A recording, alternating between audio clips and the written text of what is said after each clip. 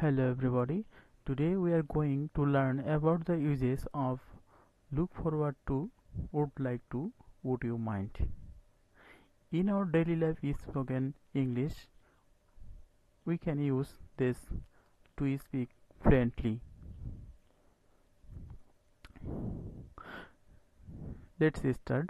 Look forward to এর অর্থ হচ্ছে আশা করা, আগ্রহের সাথে অপেক্ষা করা।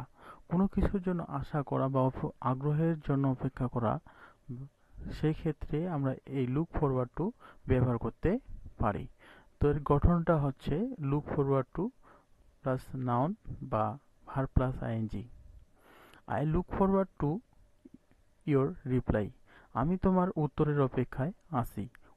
We look forward to the holidays.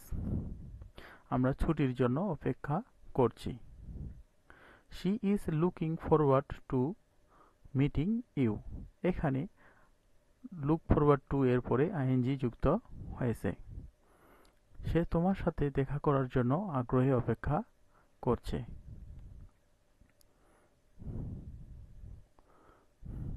এরপরে উড লাইক টু। কেউ কিছু করতে চায় বা চাই, সেক্ষেত্রে আমরা উড লাইক টু ব্যবহার করতে পারি। I would like to say something. আমি কিছু বলতে চাই। Would you mind. Would you mind মানে হচ্ছে কোনো কিছু মনে করা বা মনে না করলে বা আপত্তি না করলে।